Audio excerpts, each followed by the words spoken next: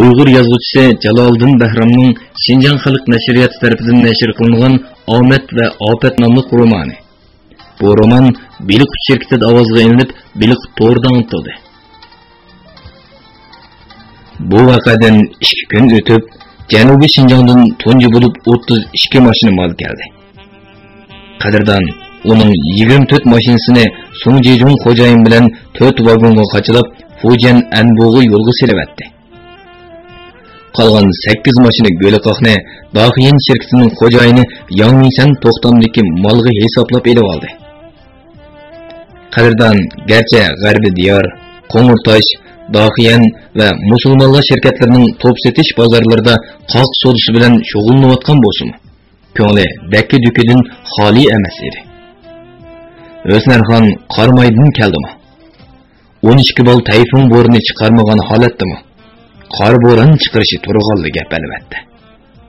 Bugun u Qo'ng'irtosh bozorida qo'rsqin to'yg'izib yotqib qaytdi. Lada Amdullah musofirlar mehmonxonasiga kirib kelishi Asad arva o'yilda aylanib yuratdi.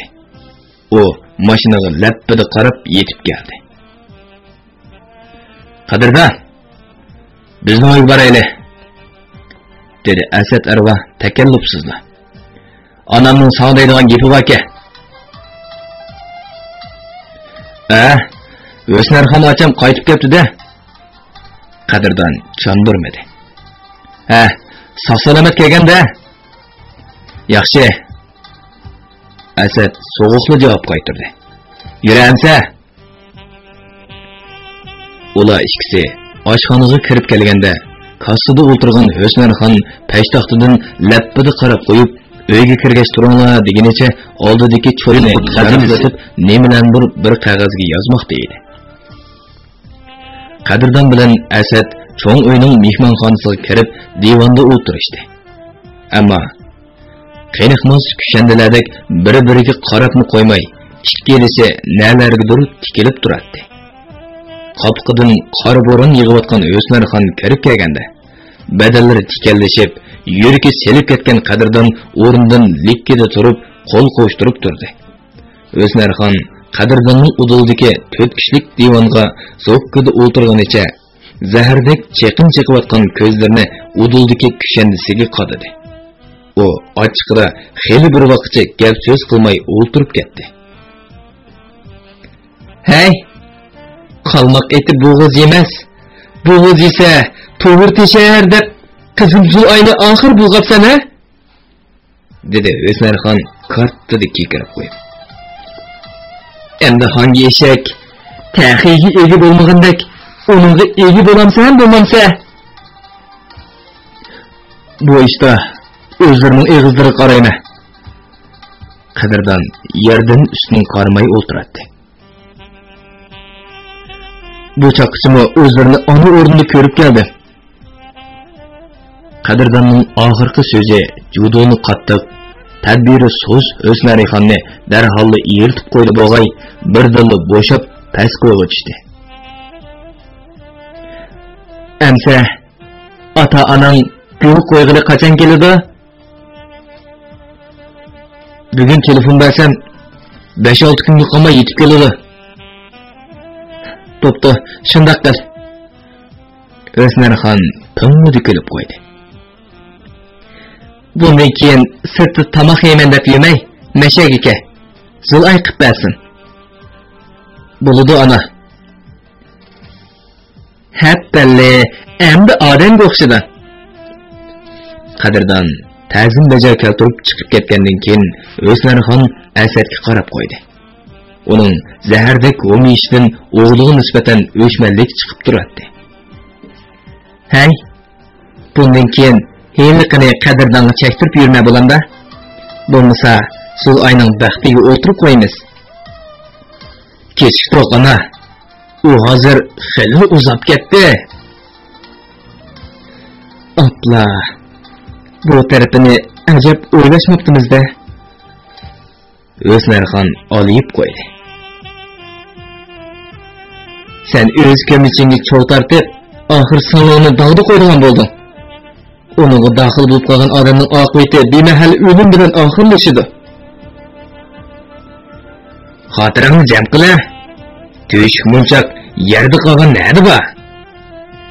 Paytimizni ta'sir uraydigan yana biri chiqib qoldi. Sınlan erdan erga chiqib yuradigan yotqan yerda bo'lib qolsa, sen bilan nima yaxshimi? Voy, ana. Nimalar deydigansa? Qiz bola degan bir ko'rpa. Kimni ostig'isa sanmamda. Chiqarib ketibsiz shovchi. Qiz bola degan ko'rpa deb, atugini xotinini boshqalarga ko'rpa qilib, sepirdiga o'xshaysa? Ularning hayosiz suhbati davomlashib, yana qandoq paskinchiliklar deyiladi ekan. Ammo Zulay chiroyining o'ng-so'li yo'q, yugurib kirib keldi. Ana, aka, Ismoil akam bir qism bo'lib qoldi.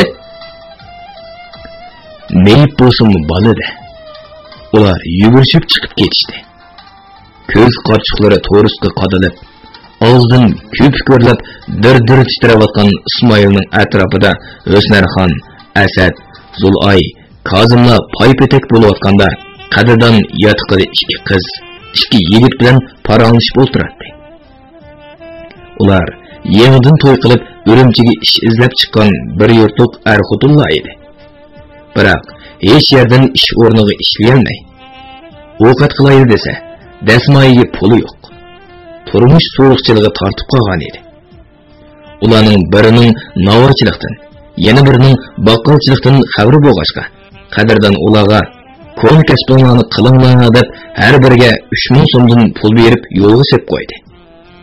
Ondan navbatchi xonaga tushib, O'g'il Hasanga telefon bermoqchi bo'ldi. Ammo ichida gap yotmas vejik qorapatanning ba'zi gaplarni tala-tuzlarga yeyib ichishdan ansirab pochtxonaga ketdi. Qadrdon pochtxonadan qaytib kelib, ammo mashinadan tushdi. Qorapatam yetib keldi. Her daim qadrdonni ko'rsa, bir necha eg'iz tanlab, omroqligini izhor qilgan bu vejik xotin bugun o'zini xil tutib olgandek qiladi. Qadrdon, dedi u ma'yus holda. Zulay sizni izlab ketdi-ku. Yig'lab to'kilib o'tirdi. Heliqi meyip aksi Ismoil tugab ketgan o'xshaydi. Qadrdon aldirabla yo'lning u tarafiga o'tmoqchi bo'ldi. Lekin tarabba yiroq yaqinlarga xabar yetkazish, oxunum imomlarni elib kelish, yerlik so'zlashdak ishlarda mashina bo'lmasa bo'lmaydi. Shunga u ladani o't oldirib, darvozadan chiqibla qo'yindek yurib ketdi. Degandek ular kepanlik tikadigan xotinlarni, yo'g'chilarni, meyitning beshida Qur'on o'qiydigan oxunumlarni akilishida rosa besh qetib turadi. Qadrdon dastlabda Asad bilan Soy Eriq masjidiga berib, jamoatni xabarlantirib qo'ygandan keyin oxunum bilan imomni mashinaga selib elib keldi. Ondan yo'g'chilarni olg'ili ketdi. Kepanlik tikadigan ayollarni akilishda yashangan bir ayol bilan Zulay mashinaga chiqdi. Ular yo'lda ketayotganda mashinaning oldida o'tirgan Zulay qiyo beqib qarg'ancha ufsindi. Qadrdon aka, dedi Zulay bo'sh ovozda. Sizga akam bilan onam besim ishlatdi. Meni kechiring. Qadrdon barmoqini kaltga qo'yib, orqani ishora qilishi. Zulay hech qisi yo'q, qo'liqi bek eg'ir, anglamaydi deb qo'ydi. Shundala Qadrdon yenik chin elib Zulayga qaradi. Chiroyingiz sarg'ayib qopti. Ular sizni o'rmaganda? Yo'q. Ular urmadi. Zulay qizarib ta'tir qarab oldi. Bo'ldi, so'rmang-a? Tushundim. Gapning tiyi yetgan Qadrdonni qizarib ketdi. Men o'ylikirang telefon beribdim. Biror hafta ichida kelib qolamiki? Ma'lum bo'ldi. Telefonni bermay tursam bo'pti-ku. Ismoil akam qazo qildi. Endi yemlargacha to'y qilib bo'lmaydi. Dedi Zulay yana qizarib. Kul qo'ygandan keyin kelaversin. Bu chog'da orqa tarafdan xo'rak ovoz anglandi. Zulay bilan Qadirdan çandırmay meyğidi külüp qo'yishdi. Qadirdan aka, siz amalning yo'qidan ma'qul dedingiz-ku deyman, dedi Zulay yuzini qochirib. Bu menga ayon. Undaq emas. O'zimni xili dansab beqib Qadirdan kuldi. Ondan sizdan yaxshi va mehribon qizni topolmaydiganligimga ko'zim yetdi. Qadirdan gapini qilib bo'libla chiroyi birdilla miskillashdi. Chunki uning og'zidan mehribon degan so'z chiqish bilan heliqi muloyim, mehribon otliq qiz ko'z oldiga kelgan edi. Ras. Ko'ngil bo'g'idan ta hozirgacha chiqib ketmagan ashu kam so'z, ochiq chiroy, yavaş qiz bu dunyoda bormidi. Bo'lsin, nadidir? Uni Qadirdanni biror qitim bo'lsa-mu asga olindigandi. Gapingiz rostmi? Dedi Zulay hech ko'rinmagan hayajon bilan. Ashu gapingiz uchunla bir umr sizni kutib o'tsam armonimi yo'q? Zulayning kirpiklarida olmosdek parqirgan tomchilar ko'rindi. Qadirdan Meyib Ismoilning o'limida nazarlarda mashinasi bilan yugur yetim ishlarga ko'ngildagidek yordamlashdi. Tuqqanlar ara 3 nazar bo'lgan kuni va 7 nazarlarda qabr beshida Qur'on tilovat qilish uchun O'smarxon, Aboq To'xti, Asad, Zulaylarni Go'zay qabristonligiga elib chiqdi. Odamlar orasidagi kino qudratlarni o'lim hasrati erib yumishdi. To'y shotligi yo'yib yetdi degan gap rost o'xshaydi. O'smarxonning muz chiroyi bara-bara erib, Qadirdanga qiyricha, yenicha tegmaydigan ham ilmiq chiroy ochadigan bo'lib qoldi. Meyib Ismoilning 7 nazarsi berilib 2 kundan keyin Qadirdanning onasi Xayrigul, otasi Gulnurlar Xotandan kelib Qadirdan uchun Zulayga gul qo'ydi. O'smarxon yig'lab turib, 18 yoshga kirgan qarondek o'g'lim qazo qildi. Qarliq tutmasam yuragim pora bo'lib ketmamdi. Shuna to'yni iloj bor kayniga sursak, deb iltijo qildi. Qarliq tutmasli bo'lamdi. Xayrigul tasalli berdi. Sizlar albatta yerga chamg'ur ko'mib qo'ymadinglar. Butun so'rib bir o'g'ilni uzatdilar. Shu emasmi mazlum Qudan? O'smarxon qaytadilla hozir ochgan edi. Boshqalar, "Hay, sabr qilsizlar, Xudoyimga yaragan ekan, elib ketibdi" deyishdi. Meningmi onam tugab ketdi. Xayrigulmo ko'z yosh qildi. Shunga 1 yil qorliq tutmasam, haq nima deydi? Men bu to'g'riliq o'zlaridan o'zlari so'ray deb turatdim. Xayriyat. Gul qo'yishga qatnashgan tuqqanlar, yaqin yo'riqlar o'zaro bor maslahat qilishib, Qadirdan bilan Zulayning to'yini orqaga surib, kelar yili may oyining 12-kuniga bekitdi. O'smarxon Xayrigul bilan Gulnurni uylarimizning kang tacha, ketkichi mashad yetib qo'pinglar degan edi. Qadirdanning yangi uyda turayotgan Xayrigul bilan Gulnur Yaqub hojimning o'rgatgani bo'yicha mehmonxonaga bir necha kunlik bilet elib qo'yib ekanmiz deyishdi. Qadirdan onasi bilan ochisini mashinasiga selib 2 kun o'ynatgandan keyin Xotanga yo'lga sep qo'ydi. 16-bob. Olanbay Talliq sayohat rayoni. Ko'p-ko'p chimliq ustida to'xtab qo'yilgan meg'iz ranglik lada, chatqal, to'qayliqlar ustidan qiyposh tushayotgan quyosh nurida go'yo yerga shafaq uzilib tushgandek benafsha rang yaltiraydi. Tallar larzon yelpinatdi. Mahmaldek yop-yeshil o'tliq ustida ushshoq oq, seriq gulla xuddi chechilgan marjonlardek ko'zni chaqatdi. Taram-taram bo'linib eqiyotgan so'p-so'zik sula o'rmon ichiga tomurdek taralgan edi. Qara. Suv bo'yidagi yumshoq nesili ustida bir jup qiz yigit o'tirishdi. Tova.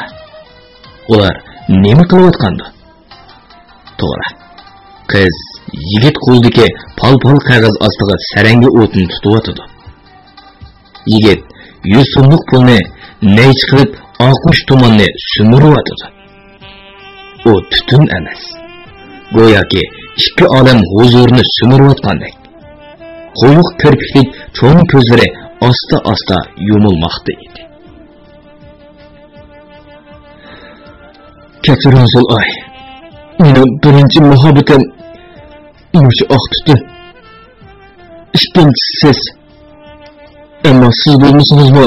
Buludur ki. Kurt hazinesi. Bu bulması zadı bulmaydı. Sizge akam zeynpeşlik kıldı. Şunu oynasam da o münafıklığı öldürüp etken keledi. Zulay öldürüp etken künüge karadı. Kadırdan kaytaylı. Şöyle köylük oynadık. Yürümemse. Meğizranlada zaval vaqtidagi shafaq nurida eli qizdirib, eli sapsariq turibla benafsharang yaltirab, ko'k dengizni bo'sib kelayotgan oltin beliqdek büyük o'rmonlar ichidan qo'yindek uchib kelmoqda. Qadrdan Zulayni oldingi hafta suv usti bog'chisiga opirib o'ynatib kelgan edi. Mana bugun atigandala O'lanboy talliqiga o'ynag'ili kelib, kunni o'ltirib ketdi.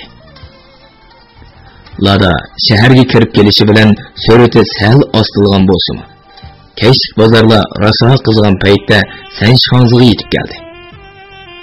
Qadrdan mashinasini to'xtatib, Ishqor Tunganning poloxonasiga kirib kelishi. Xo'jayin bir ko'zni qisib belgi berdi-da, uni ishkarki uyga boshlab kirib ketdi. Qadrdan Ishqor Tungandan tirnoqdek bo'liqdan 10 ni elib 3000 so'm tashlab berdi. Lekin Ishqor hozir hukumatning qattiq tutayotganligi, 50 gramdan ortiq heroin bilan tutilganlarga o'lim jazosi berayotganligi tufaylidan malning qisqa ekanligi, shunga 1 gramining 350 so'mga chiqqanligini aytib, qadrdondan yana 500 so'm oldi. Shunga u mashinasiga chiqish bilan Ishqorni tiladi. Bu insofsiz Tungan. Davomli gramini 300 so'mdan beryotdi. Qara, bugun 10 bo'liqqa 3,5 so'm oldi. Onamni hozir mol qiz deb qoqshavotdi, dedi Zulay qadrdonning qo'lidagi bo'liqlarga qarab. Tova, oltindimi qimmat bir nimagina bu? Undaqda raskanda qadrdon Zulayni O'smarxon jannat ne'matlar oshxonasi oldiga tushirib qo'yib, o'zi mashinasini qaytarib, musofirlar mehmonxonasiga kirib ketdi. Yo'lning bu chetida turib, meg'izrang ladani chiroq yo'riqida aniq ko'rib turgan Zulay ichida, u bugun 5-qavatdagi iflos toshqonlar bilan yana chekadigan bo'ldi deb pichirladi. Zulay g'azab va echinishdan titrab ketdi. U ochiqida taksi deb chaqirganini o'zini sezmay qoldi. Zulay mashinaga chiqibla shofir bilan urushib qolgandek dajaygo deb qattiq vaqavatdi. Arqadan kechiring deb o'zira so'radi. Zulayning ansirgani to'g'ri edi. Qadrdan yotqiga kirib kostyumini silib etib soatiga qaradi. Musofirlar mehmonxonasining 5-qavatiga qarab mandi. Darvaqa 5-qavatdagi 8 kishilik o'pchi yotoq bangilarning ta'rifligindek oshiq darvishlar makoni edi. Bir chog'da qadrdon uchun qo'ng'ir toshni qonga bo'ygan Zuhur Gasiya, yanchiqchilarning otamani Idris Modin, heroin bangisi 60 yoshlik Obixon Lompa, yolg'on isbotnomalarni yasash biri Abay Gitar, heroin atkazchisi Aysa Xenanjir qatorliq 8-9 dek odam Chilin va g'ozidan nesh cheksa, ba'zilari dattikon deb qimar o'ynamoqda edi. Qadrdon kirib kelish bilan Zuhur Gasiya va Obixon Lompula varqirishib ketdi. "Ohoy! Bari saydigan kelib qoldi mana!" dedi Zuhur Gasiya kelangsiz tenini oralli ko'tarib. "Bizning ko'nglimizdagi narsa cho'qinma. Qadi boyvachchida bo'lmay, kimda bo'ladi?" Xirqirida qeri bangi Obixon Lompa. "Kela, qadi boyvachcha, Chiqire. Cennet can aramini. Akla. Qadirdan karvatga o'tirdi. Arkadaşlarning mendekten o'rni setibag'idek manorinla turib, yana tehi mening qo'limga qarab qoldilarmi?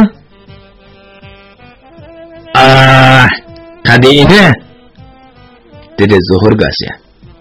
Cho'g'lim buda 2 tirnoq borkan to'q. Xumadim chiqmadi.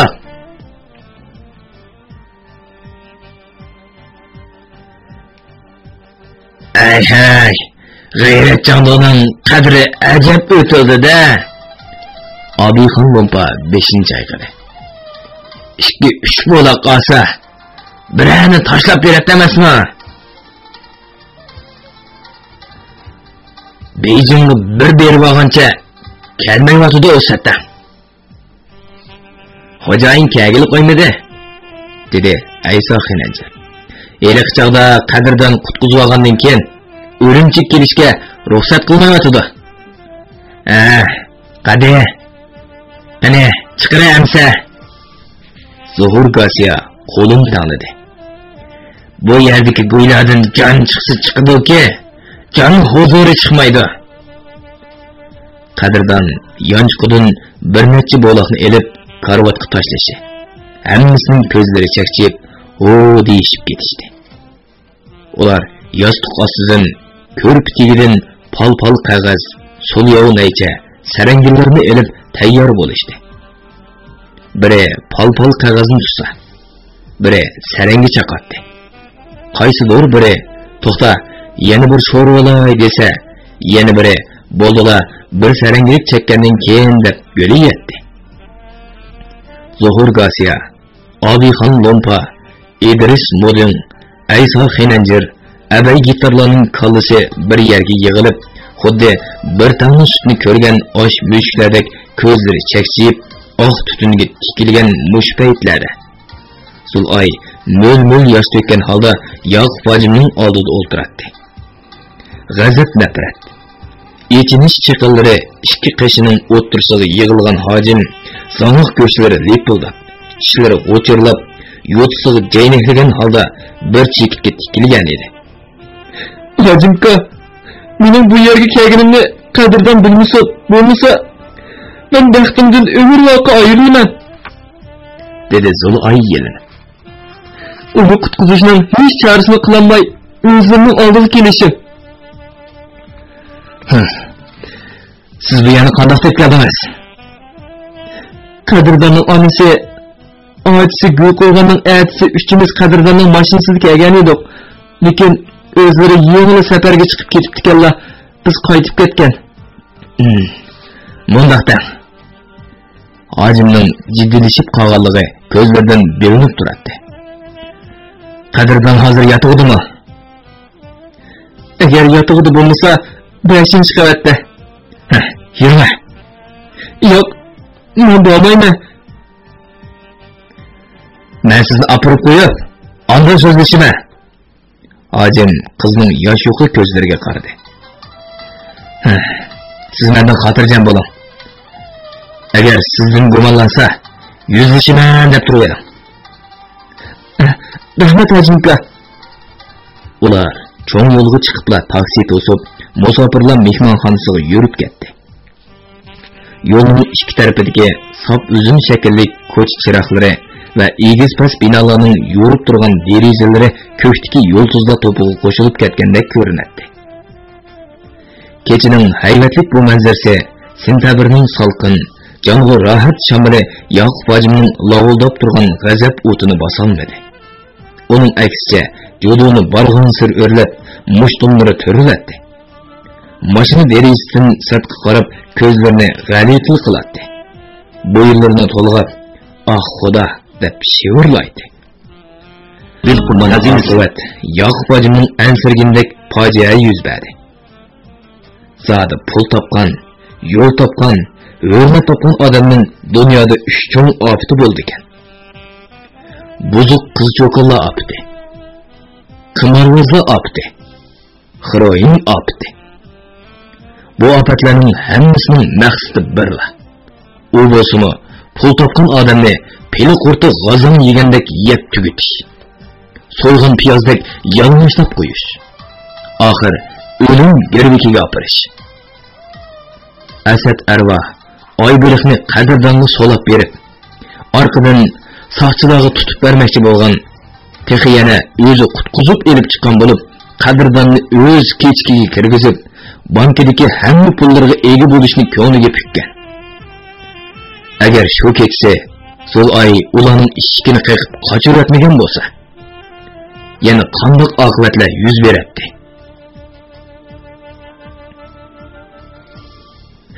Ajimka, dedi Zulay Yaqub Ajimga qayrilib. Qadrdon agar yotqidi bo'lmay, 5-qavatda bo'lsa, eng yaxshisi kirmay, sirt turib chaqirsizlar. Nemishqa? Ochiqlarda qo'pollik qilsasizlar, birodarlarimning oldida yuzimni to'ktay deb tushunib qoladi. Zulay asta g'udonchidi. Qadrdon erlik g'ururini bek qadrlaydigan bola. Yaqub Ajim Zulayni O'zlarxon jannat ne'matlari oshxonasi oldida tushirib qo'yib, o'zi musofirlar mehmonxonasi g'o'ylisiga o'ttirib kirib ketdi. Peshtaxta orqasiga cho'kib, nimadir yezayotgan vejik qoripotam Yaqub Ajimni bir necha qatim ko'rgachkimi, so'z salom qilib qo'ydi.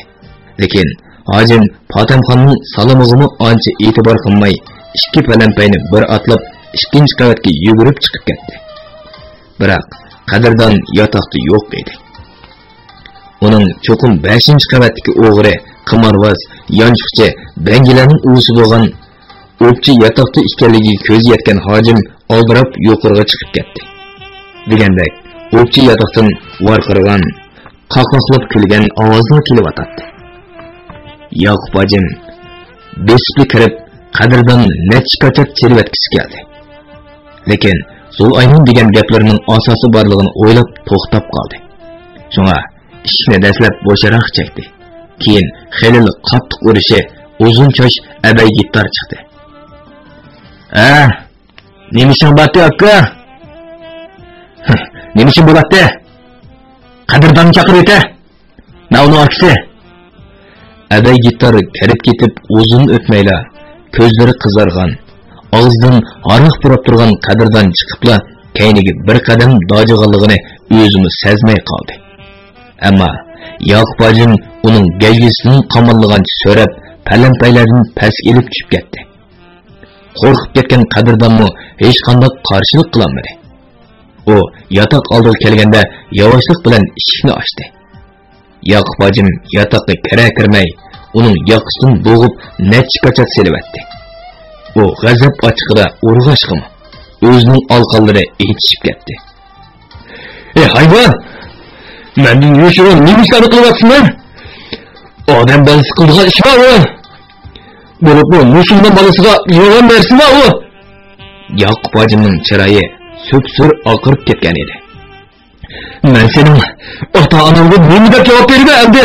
Nega qildi? Munofiq. Men qanday qilaman? Qadrdon yig'ilib etdi. Bu lanet kurga qanday sepilib qolganimni o'zimni bilmayman. Kapir javob. Yaqub Ajimning yuz bo'yinlari qip-qizil esilib ketgan edi. O'sha nejisni qo'limga olganda seni bir umr jafo bilan bekib cho'nqigan ota-onangni, urug' tuqqan qarindoshlaringni, yahru birodarlaringni, o'zining musulmon farzandi ekanligingni, pok diningni, millatingni o'g'limidimi? Ko'z oldingga kelmadimi? Yo'q.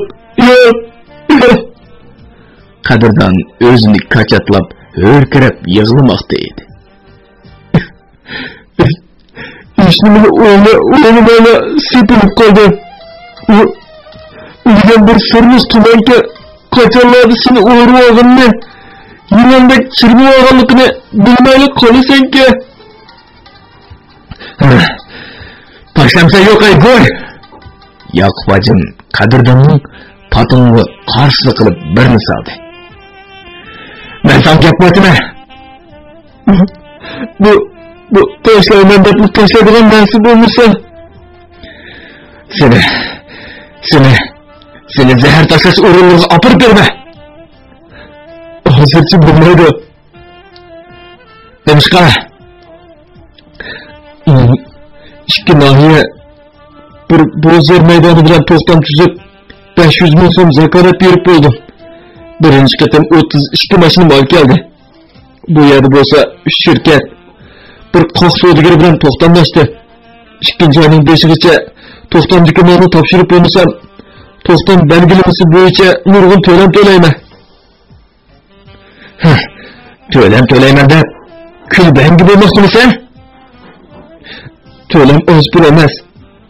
1,5 milliondan oshadi. Bu degan to'rt xo'jayin.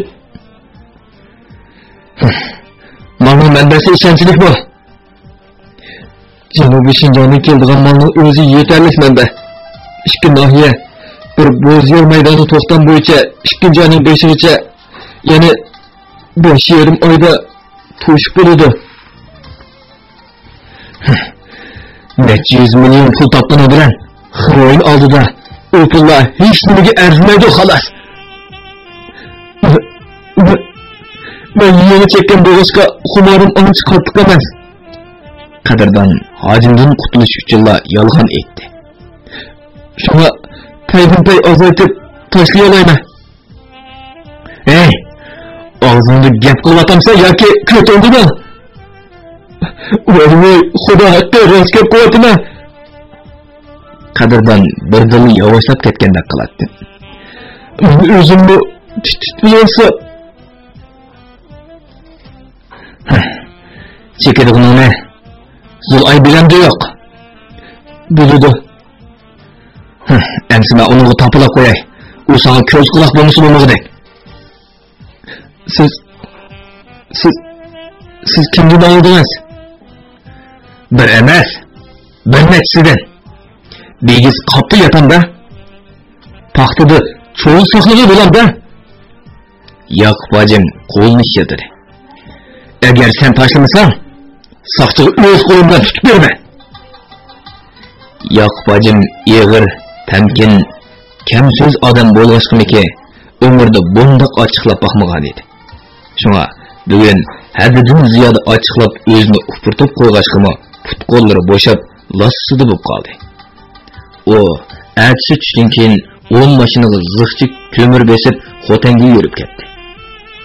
Hojimni yo'lga servetib, yenikchin olgan Qadrdon ladani qo'yinda kaydab do'nko'rikka keldi. O, Obixon lompining yer ostidagi gelam do'koniga kirib, uning bilan birdan ahvollashib o'tirdi. Obixon aka, dedi Qadrdon atrofiga qarab qo'yib. Qavziyat bo'lib qoldim qara. 3-4 kundimi tarat kelmayotdi. Kelgan taqdirdimi bak azoblanib ketma. Buni biror amal yo'qmidi?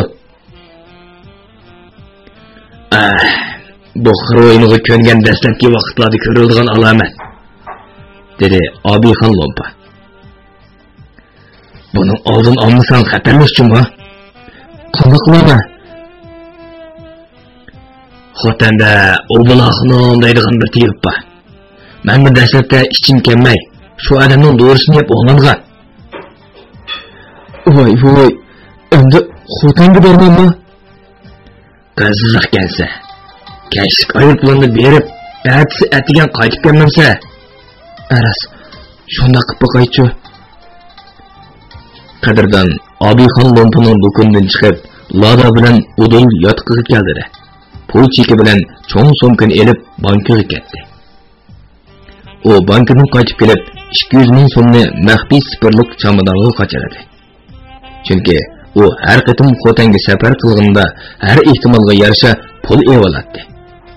Arzon uy zamin yoki quruq meva chevining o'rni bo'lib qolsa, ishga yeniga qarab qolmaydi. Qadrdon ishlarini bir qo'r saramjonlashtirib, aeroplan stansiyasiga telefon berish uchun pastga tushib ketdi. Qadrdon aeroplanning qachon uchadiganligi va berat ahvolini o'qishib yotoqqa amdili kirishi, uning orqasidan Asad arvoh kirib keldi. o safar chamdonlarini ko'rib, Qadrdonning biror yerga iroda qilganligini faraz qilib so'ragan edi. Qadrdon Xotanga sodi ishi to'g'riliq mangdiganligini aytdi. "Ey, biror kunning yenishi yo'q", dedi Asad Arva satli heji. "Atlatni mansang bo'lmamda. Nima bir ishing bormidi?" Farzatdek ikki qiz bilan so'zlashib qo'ygan edi. Asad tamoqini tamishib qo'ydi. "Bugun kecha rosa payzi qilaydi" degandi. "Asadga, endi unda ishlarni menga soya qilma." Qadrdonning talaffuzi ta'addi bilan chiqdi. "Men sening Zulay bilan to'y qilaman. Unda qilsak, aqliga sig'masmiki?" "Nemisi aqliga sig'maydi?" Asad Arvahning dirdiib turgan ko'zlari chekchaydi. "To'y qilish degan boshqa gap. O'yin degan oy bo'yiga bir qatim bo'lgan ish. Har ikkisi o'z yo'lida ketavermamda", dedi qut xazinasi. "Undaqda sening yuziga mijozni suvab yursam, sen uchun yaxshimi? Xotin kishi degan yorilishidan ashundoq shuhur peshona bo'ladi, xotinmi? Shu ko'nglada erlar uyda birman, taladim nimangdir bekor etmagan. Qanaq bo'lamdi? O'zing borgin, men bormayman." "Hey Isset. Bir qo'shiq suv bilan yutib olgandek nozning ballatida." Asad o'rnidan turdi. "Bir omaddan qo'rq qolding-da." Qadrdon uni koridorga uzatib chiqdi. Yeyish, ichish, chekish, o'ynash bekorlikdan bo'lib, mutqa dandab qolgan Asad Arva Qadrdonni yana bir qatim yiqitishga kirgan edi. Lekin Qadrdon uning qurgan qiltiqiga tushmadi. Shundaqdan u Xiroin odamni jahannamga akitishdan burun uning vijdonini, g'ururini, iymonini, odamiylik fazilatini ko'ydirib, ko'l qilib etib, qo'ruq qoqshaq bo'lib qolganda yur amdi deydiganligini his qildi. Bo'lmasa, singlisini olmoqchi bo'layotgan kuy o'g'ilni zinoxo'rlikqa boshlandi. Qachon mangsa? Asadning o'riq gavdasi oldiga sal egilgan edi. "Mashinadami yoki bugun kechga ayirplandi? Eliqa og'inlarni yo'qlab qo'yasi. Kim deysa? Ahad Tavka, Emir Uchbarmoq, Umar G'altaklanchi." "Voyjon, bir qatimlik so'rinda asra bo'lib qolganlarni yo'qlig'iga to'sam, odam to'shamda to'g'digina Asadga." Undaq degina bilan ularning odamgarchiligi bor bolalarjimi? Ammo sening kelganingni bilib qolsa, nada bo'lsangmi izlab keladi. Asad Arva chiqib ketib, oradan bir soatmi o'tmay, Zulay dasturxonga o'ralgan bir narsani ko'tarib kirib keldi. U karvotga kelib o'tirganicha do'msiyib gap qilmadi. Adnasi Qadrdonga qarabmi qo'ymadi. Uning neniga bunda xafa bo'lib qolganini bilgan Qadrdon chandurmay uning oldiga tushib oldi. "Mantaqa siz o'z qo'lingizda qilgan go'shtlarni yeb mangaman deb tursam, o'zingiz kirib keldingiz-a?" Qadrdon uning qishida o'tirdi. "Yurma. Endi oshxonangizga boraylik." "Bo'ldi-la. Dasturxonni ko'rib, uning hidini hidlab bo'lib, deb ketgan gapini ko'raymi chiroyliqning?" Zulay kulib etdi. "Odamning ko'nglini uchishga ajabmi ustuvasiz." "Voy, Rasululloh go'shtni pishirib akadingizmi?" Qadrdon qizning murishdan do'lqinib turgan chechini siladi. "Mening ajab aqlli, tatliq, o'maq xudinim bu. Odamni henitil xotmin da'vat qildi." Zulay ko'zlarini yetib oldi. Odamning uyattisini keltirib, "Xayriyat. Hozir ularni er-xotin deyishga boldurlik qiladi." Qadrdon 17 yoshni tugitib, 18 ga kirish oldida turadi. Zulay bo'lsa 15 yoshni tugitib, 16 ga qadam olgan edi. "Zamoningdan o'rgilib ketay.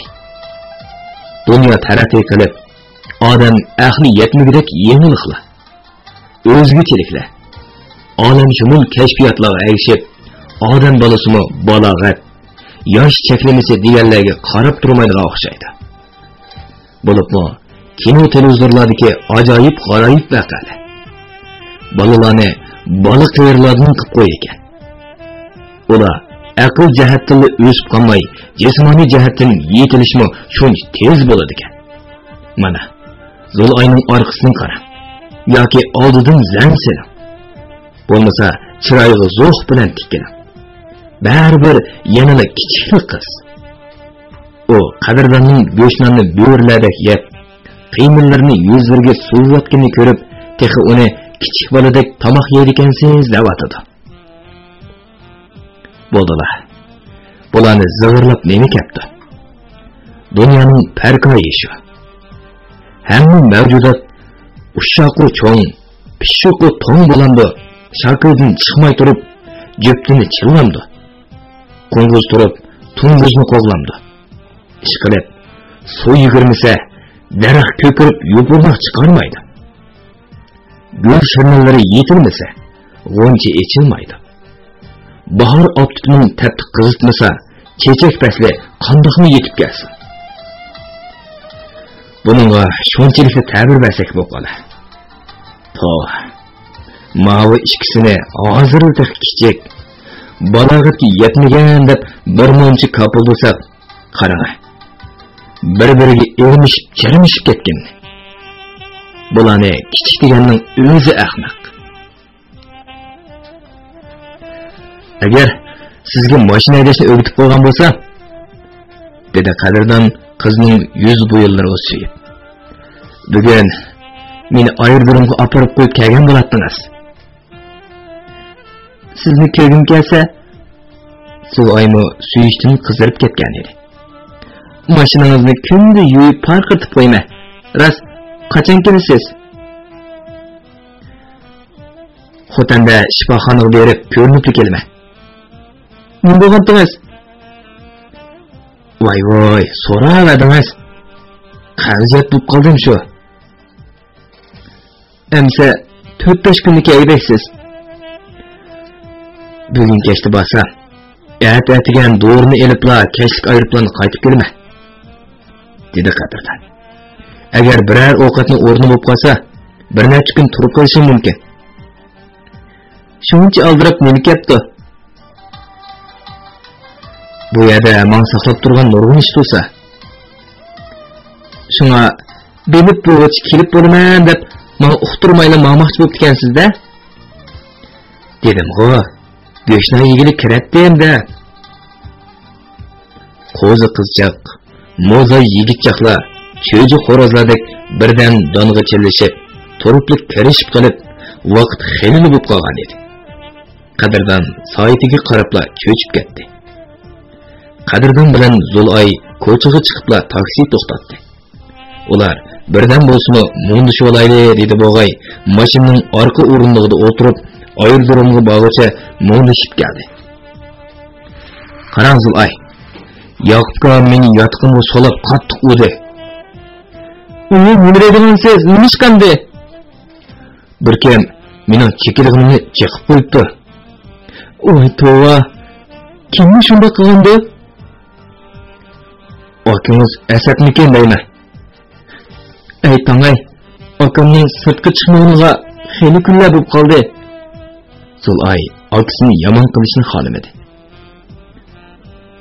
Hozir anglabla g'azibiga paylamay yetib ketdi-da. Bu deganingiz-mi to'g'ri? Asadkan boya sizning oldingizga ketdi-ku. Nima ish ketdi? Hech nimaga. Tana. Zul'ay turibli qo'ylandi.